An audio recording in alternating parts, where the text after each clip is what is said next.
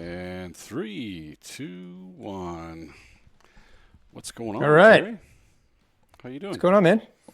You look Uh, like you're a few thousand miles away. I am on the worst coast, not the best coast. Yeah. I'm sunny Santa Barbara, I think, right now. Yeah, man. It's been a day or two. We haven't been able to catch up, so we'll catch up on the on the update show. What we got going on? Yeah. We can do that. Uh, it's pretty nice over here on the East Coast. I'm getting ready to go for a little motorcycle ride tomorrow, I think. Uh, Nice. very nice out here.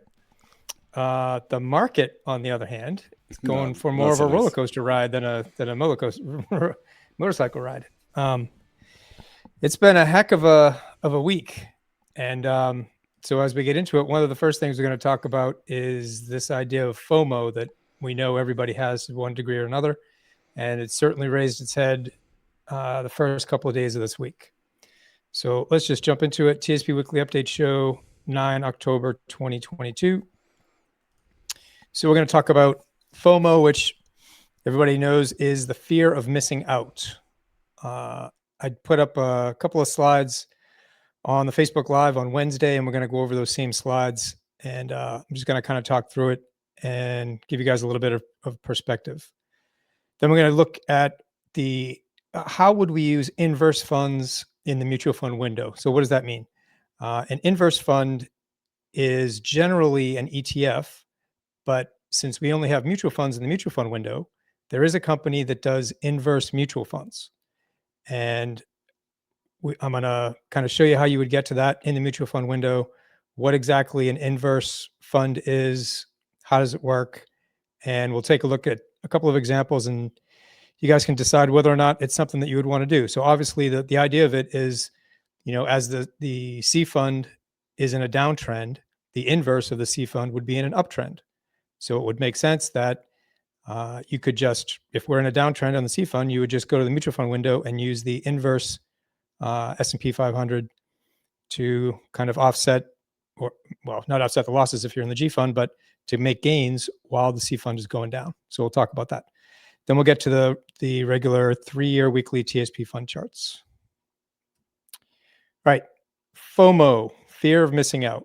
So I put up this chart on Wednesday on the Facebook Live. I got it from, I actually can't see. Hold on, let me work through a little bit of an IT thing here. There we go. I actually can't see this link because it's hidden by by something else on my screen, but that's okay. So you guys can see the link. So the idea of the slide is this: bear markets are super explosive, right? And the whole point of the chart is the blue is the percent of all trading days. Okay, so if we're in a bull market, right, the percent of trading days is high. If we're in a bear market, the percent of trading days is low because most of the time, over time, we're in a bull market way more in terms of time than we are in a bear market, right? So the other piece of this, the red piece, is the percent of the 100 biggest daily percentage gainers. So we always hear this idea that if you're not in the stock funds, you miss these big rallies off the bottom, right? And that's true because the majority of the big rallies, right, the 100 biggest daily percent gainers, those happen in bear markets. Okay. This is way bigger than this one, right? So the majority of those big gainers happen in bear markets. So it's true when they say you are not getting these huge gains off the bottom. But what does it look like in real life? Okay. So we had this first low down in January, right? And then we had 2 giant days of explosive price growth, right? Only to have the market roll over and go to new lows. So if you were in the G fund, did you miss these gains? Yes. But if you stayed in the G fund, those gains were wiped out as soon as the market got below the prior low. Okay. Same thing here. Huge gains right here. As soon as the market rolls over and gets below those gains, it nullifies that, right? So don't get caught up in this idea that if you're in the G fund during a bear market, you're not getting these big gains off the bottom, because here are the big gains. They've all been nullified. Okay. This one's getting ready to get nullified too, the one from this week. So that was the point of the Facebook Live. Fear of missing out, right? We had the first couple days this week, we had like a 6% move higher in the C fund. And I had a lot of comments in Facebook and email saying, hey, we need to get back in the market. And, it might not roll over and go to new lows. My expectation is that it will, because we have lower low, lower, lower, lower, and this is a lower low. And we have lower highs, right? So we are in a clear downtrend. Until that downtrend changes, you should expect the next move to be lower. And this 6% quote unquote gain is going to be evaporated probably by the middle of October.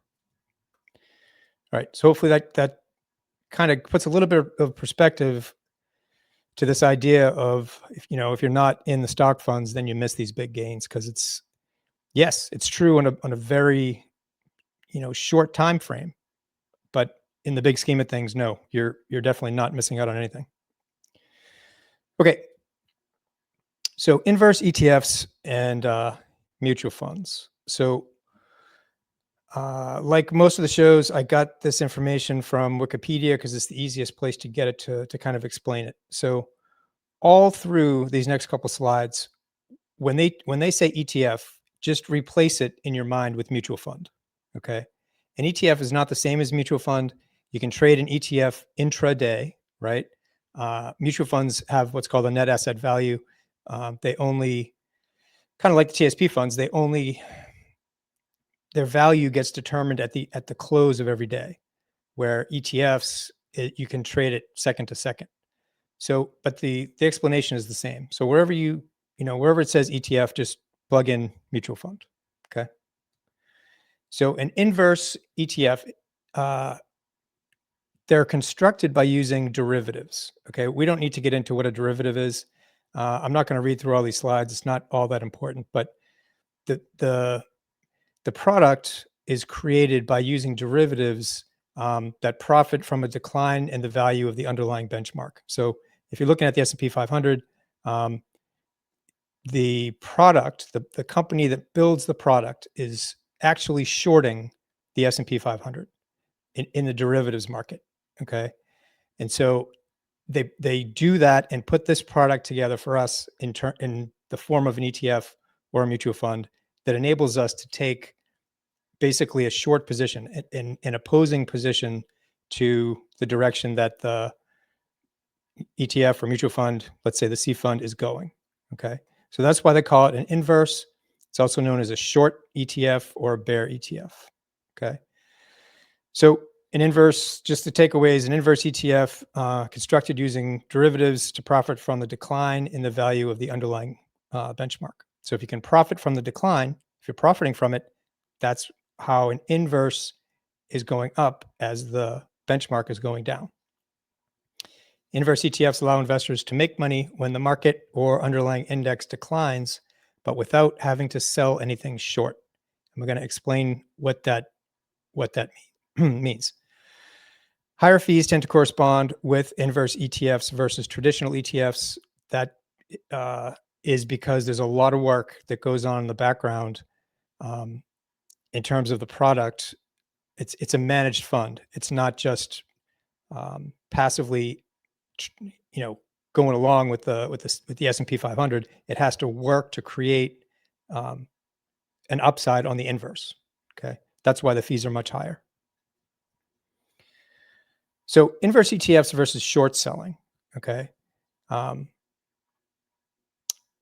Okay. An advantage of inverse ETFs is that they don't require the investor to hold a margin account. That's probably the single biggest one.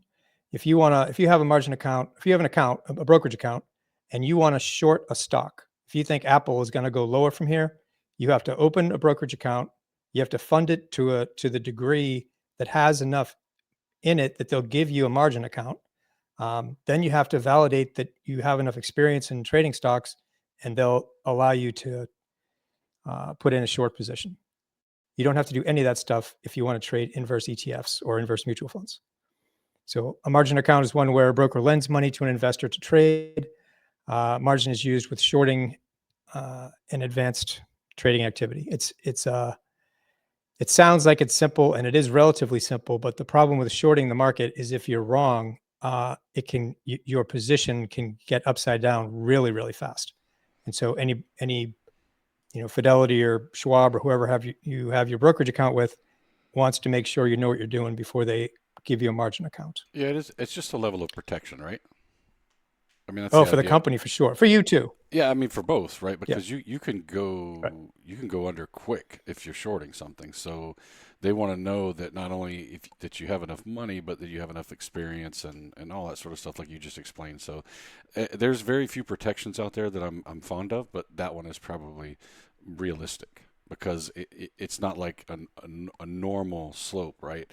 It can go the opposite really quick in a short, right? Yeah.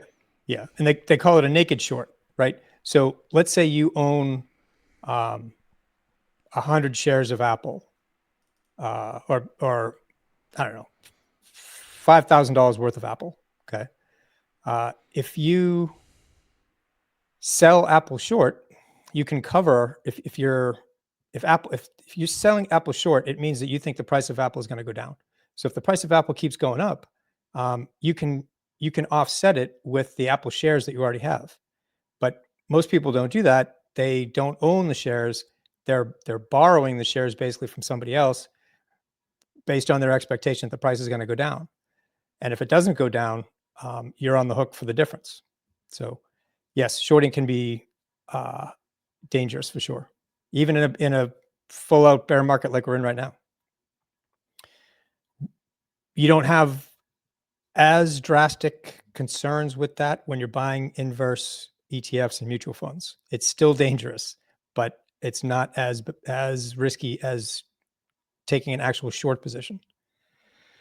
Okay, so investors who enter into a short position borrow the securities; they don't own them, so they can sell them to other traders. So the goal is to buy the asset back at a lower price and unwind the trade by returning the shares to the margin lender. However, there is risk that the value of the security rises instead of falls, right? And the investor has to buy back the securities at a higher price, and that's where your losses come from. Okay. I'm not going to go through all this. There's a lot of fees. It's expensive to short stocks. There are a lot of fees. And it really doesn't apply to us anyway, because we're not talking about that. We're not talking about a brokerage account. What we're talking about is inverse ETFs. So inverse ETFs often have expense ratios less than 2% and can be purchased by anyone with a brokerage account, right? You buy and sell inverse ETFs just like you would buy and sell any other ETF, right? Despite the expense ratios, it's still easier and less costly for an investor to take a position in an inverse ETF rather than to short that stock. Okay. So if you wanted to short the NASDAQ, you can do that. You could either take a short position in the NASDAQ, or you can buy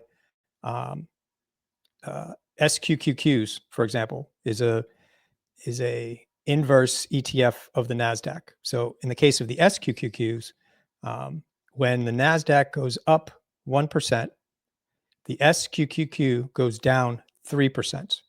It's a leveraged inverse ETF. And we're going to get to that in a second.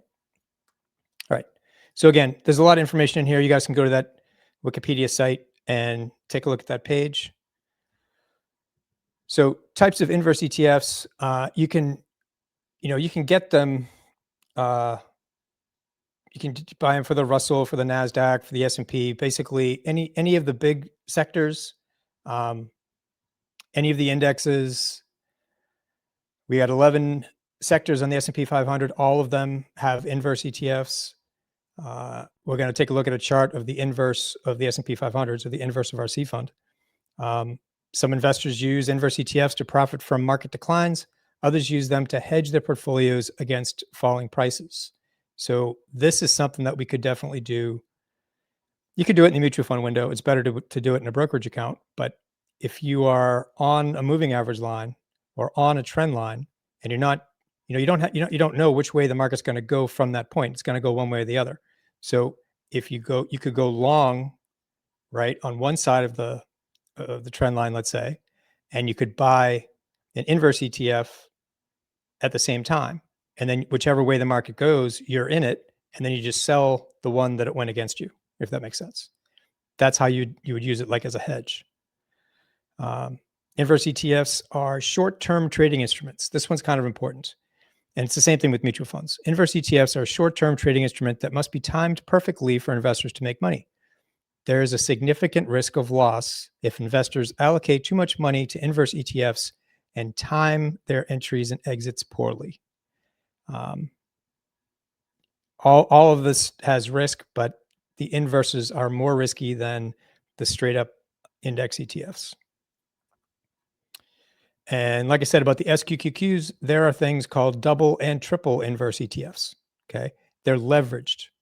So a leveraged ETF is a fund that uses derivatives and debt to magnify the returns of an underlying index.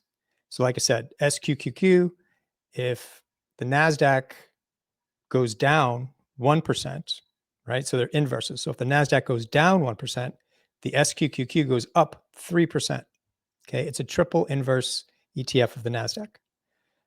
SH is the one-time inverse of the S&P 500.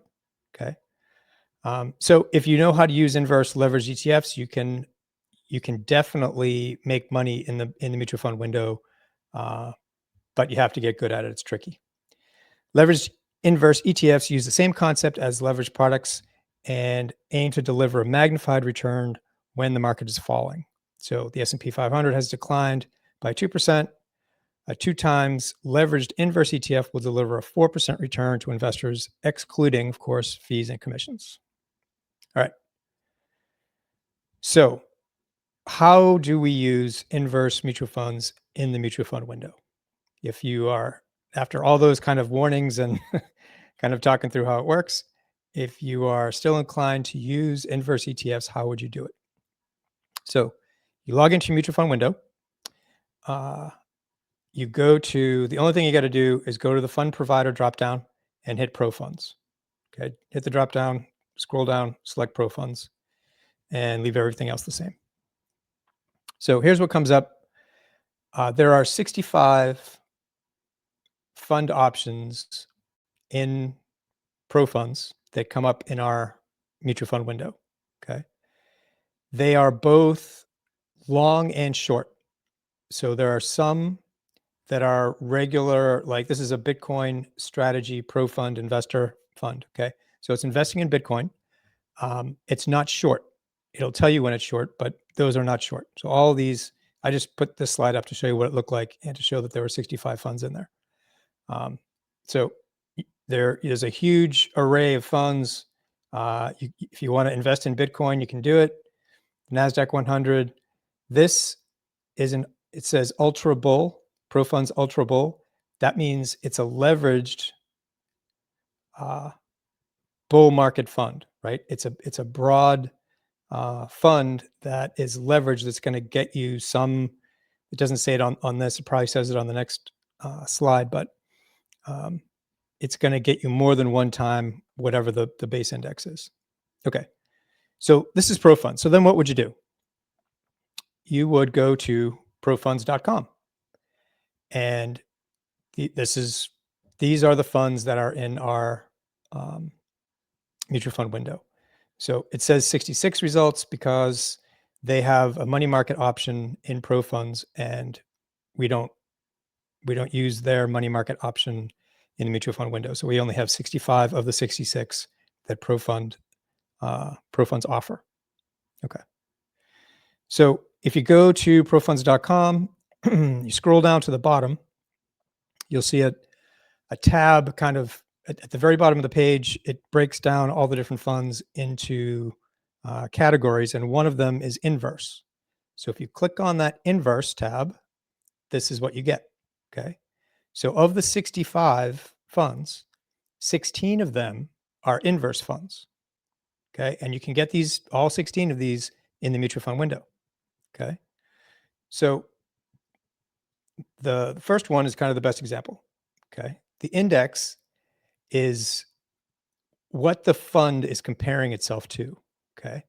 The daily objective, in this case, it's a bear. Just the name of the fund, it doesn't mean anything. It's just the name they gave it. It's bear. The objective is -1 times the S&P 500. So if the S&P goes up 1%, the BRPIX, because that's a ticker symbol, the BRPIX goes down 1%. Okay, that's the objective. It's not going to be exact. It's not a passive fund. It's active, right? That's why you're paying a bunch of fees for it. So it's not going to be exactly 1% inverse or 1 times inverse, but that's the objective. Okay. So if you wanted to short, oil and gas, you could do it. Precious metals, you can do it. Real estate. The ultra bear, okay, if you think the market's going down and you have a lot of conviction that the market's going down, for every 1% the S&P 500 goes down, the ultra bear, the URPIX, goes up 2%. Okay. So there's definitely an opportunity to make money. But if you're wrong and the S&P goes up 1% that day, then your position in the ultra bear fund would go down 2%. Okay. So this is the remaining of the 16. If you want to short China, you can do that. If you want to short emerging markets, these are all ultras, right? They're all 2 times. So the Russell is kind of close to our S fund. If you think the Russell's going down or the S fund's going down, you could put a position in the mutual fund window that would give you 2 times in the positive direction the amount that the S fund goes in the negative direction. Okay. So that's kind of the concepts. What does it look like in the charts? This is that bear fund, right? The inverse, 1-time inverse of the S&P 500. So theoretically, this is what, if you just flip the chart around of the S&P 500, this is what it looks like. It's not exact because it's not a passively managed fund, but it's pretty close, right? You would trade it exactly the same way as you trade as you reallocate in TSP. I like the relative strength indicator, the MACD. I want to see, so for example, if I was selling this, I want to see price get below that 20-day moving average line, RSI get below 50, MACD cross negative, and that would be a sell signal for me, right? So it's the same kind of idea in the mutual fund window. The reason that this line is a line instead of candlesticks is because it's a mutual fund and it doesn't have intraday trading. So it's you have one, like a dot for one day, then a dot for the next day, and it just connects the line. So you can't have candlesticks on a daily basis in mutual funds. If you looked at a weekly chart, you would have candlesticks because there are 5 trading days in the week. So you got 5 candlesticks within 1 week. So it would look different. But the idea is you can trade in the mutual fund window without the TSP restrictions.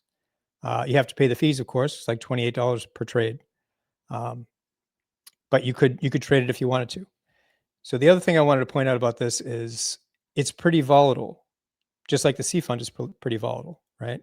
So if you're using the 20-day moving average line in this case, you would not be in it here. Maybe you got into it here, but then you'd be getting out again right there, and then back into it, and then back out of it, right? It's volatile. It's more volatile than the index is. And every time you trade, it's a $28.50 fee to trade. So you could say that, okay, no problem. Once I establish a trend up, right? I have a lower high or a higher low from here. And so I connect it and I have a trend line, and now we have a third dot on it. So no problem. The next time it comes down to this trend line, I'm just going to buy it and then let it do its thing. You can do that. But you're going to see some big percent price swings in here. Okay. Nothing wrong with that if you have the stomach for it, but you're going to see some big price swings unless you draw the trend line, get out there, draw the trend line, get in there, draw the trend line. You can do it. It would take a lot of work.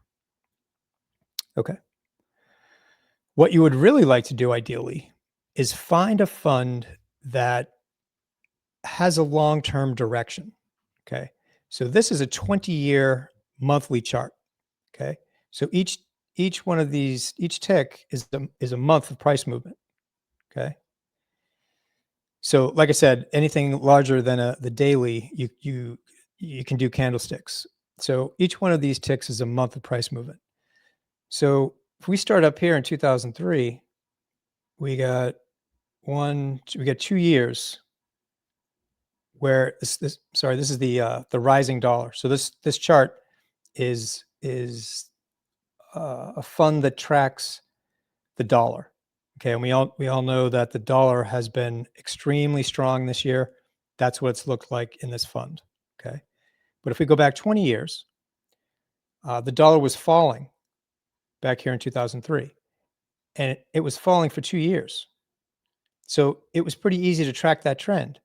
And then on that up month right there, it broke the trend, and that would be a time that you could buy it, and you could ride that for a year, right? And then the trend changed, and it was down for another 2 years, and it was up here for a year. So you have time, so you don't have to keep getting in and out of it. Is what I'm saying.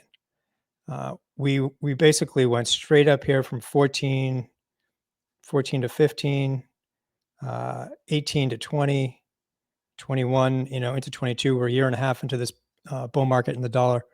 So these are the kinds of funds I would be more inclined to look at in the mutual fund window, just because you're not trying to get in and out of them on a frequent basis. And so you don't have to pay that fee all the time.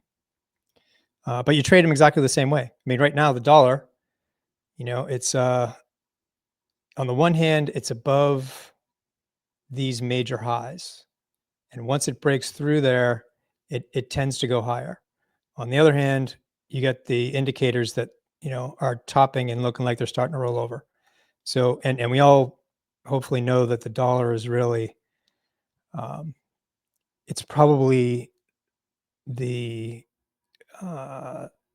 trade that everybody is in the most right now. And when that happens, it usually turns the other way.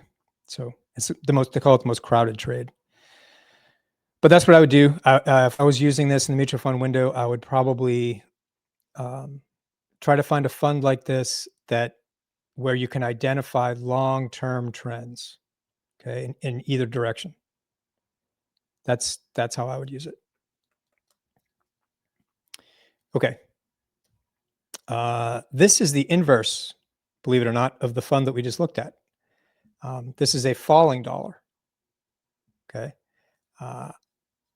The thing about inverse ETFs or inverse mutual funds, they work on a day-to-day basis and on a percentage basis. So it's a little bit hard to explain, but that's why you would expect this chart to look like the exact opposite of this, but it doesn't, because basically because of the fact that you shouldn't stay in a leveraged or an inverse fund for a long period of time, because you start to get diminishing returns one way or the other. So if you're in a bear market, the market tends to go down fast, and it doesn't usually take a lot of time. So that's probably the best time to use inverse funds. But it's not like you want to, be in inverse funds for a long time, because the compounding and exponential effects of it have an effect on the way the chart looks. But in this case, this was the rising dollar, and we're looking for, because of the indicators, we're looking for the dollar to start rolling over. And once that happens, we're looking for this one to start moving up. So as RSI breaks above 20 here and gets above 50 eventually, CCI keeps moving higher. And once MACD crosses positive, now maybe you want to get back into the falling dollar, right? Now you're making money when the dollar starts to decline. Okay. That's an idea of how you would use inverse ETFs in the mutual fund window. Conan, what do you think? Good stuff. I was just trying not to. Am I missing anything? No, I was trying not to interrupt you. Sometimes you get on a good roll. Yeah, no. I mean, this is something that I love about what we do, and I hope other people kind of see it, is that, like, there is nowhere that I could find that information right now. You know? I mean, like, least of all, TSP.gov. So, oh yeah, no one's gonna show you how to do it. Even to find the pro funds in the drop down. Just to figure it out, they're not going to have any instructions, much less, finding inverse ETF, mutual funds or whatever, like inverse mutual funds. But yeah, so no, I think it's great stuff, man. I do. I like I like it if you're an educated investor, right, and you have your risk tolerance figured out. Those inverses are a great way to kind of offset, some of these losses that you may have gotten if you didn't, you didn't get out when you needed to get out, or something like that. So, but again, you need to be educated. You need to have your risk tolerance figured out, and you also don't have to put it all in there. I mean, you can't put it all, but you don't want to. You probably don't want to put your whole mutual fund window in an inverse unless you're really, really comfortable. But I think it's a great tool. Right. Yeah, I like it for hedging, to be honest. Whenever yes. It gets down to a trend line or moving average line, that's when I want to, that's how I use it. I mean, that's when I put a little bit into it. And if I'm wrong, that's the cost of doing business. But that enabled me to have a little bit of insurance on the other side of the trade, right? Okay. So TSP fund charts. Not a whole lot has changed if you guys have been watching the show. We keep saying that as long as this is the 3-year weekly chart of the C fund, when price is above that 20-week moving average line, you want to be in the stock funds. When it's below that 20-week moving average line, you do not want to be in the stock funds. If you want something very, very simple to help you manage your TSP, that is as simple as it gets. Do you have a little bit of overshoot once in a while? Yep, absolutely. But for the most part, you're going to be in the stock funds when the market's trending up, and you're going to be out of the stock funds when the market's trending down. The other part of this is the relative strength indicator. You want to be in, and it happens almost always at the same time. But once you get above that 20-week line, you get above 50 on the RSI. As long as we're above 50 on the RSI, you're good. As soon as you get below 50 on the RSI, you are also, that's the, that was the huge indicator on that breakdown in January. So yeah. Okay. S fund, same kind of thing. S fund actually topped back in November of 21. Same thing. It was easier in the S fund really because every time it came up, never did get above that 20-week moving average line until this latest summer rally. It was up there for technically 2 months, but the second month it was crashing. So actually, let me go back to the C fund real quick. So I drew this dotted line. The next major support level, right? This is the top before COVID. We also had a bunch of churning for months at that same level, right? Back in 2020. That 3,400 level is going to be really important for a variety of reasons. Actually, if you're a subscriber to the site, the newsletter this weekend goes into an alternate Elliott wave count that if there's a primary count and an alternate count. The primary count is very, very bearish, and it's the count that if you Google Elliott wave, it's the count that you'll find. I did up an alternate count that meets all the Elliott wave rules. It's just as valid. It's just not the conventional wisdom. But that is that 32 to 3400 level is pretty critical. If the conventional wisdom Elliott wave count continues, we have a long way to go down. If the alternate count happens, we get down here to 3400 more or less, and we're back to on the races. So if you're our subscriber to the site, you definitely want to read the newsletter this weekend. But for our purposes, it's pretty clear there should be a lot of support in here at that 3400 level. So it wouldn't surprise me if price got down there before the end of the year. But if price doesn't hold at that level, it's a really bearish sign. Unfortunately, the S fund is already down there, right? It's already broken below that COVID high and the same churning area. Okay, it's not below it by a lot, and it's done a double bottom here. But if we get down to 1450, let's say, I mean, we're the next support level a little bit right here, but really the bottom from COVID. Okay. And it's not a prediction. It's just what the chart is. You can see the support levels. I'm not making it up. You can see what the support levels are. iFund is actually doing what we just said, right? Here was the high before COVID. We had a really nice gap up through that level. And then we rolled over and, came up, hit the 20-week moving average line, not able to stay above that trend line, and closed significantly below the June low already. So really, and we're below this low here for the iFund. The next target is the COVID low for the iFund. There aren't any other. Well, maybe right here. Okay, maybe 50 is a potential support level. But the iFund is in big trouble. Not on a day-to-day basis, right? This is a 3-year monthly chart. I mean, you get the RSI turning back up, so we will continue to have these ups and downs as long as we are below this 50 RSI line. Price keeps coming down. So, not very optimistic, unfortunately. The F fund is just completely off the charts. But like we've talked about, this is the worst year so far for bonds since like the 1700s. It's on a percentage basis. It's just way off the chart.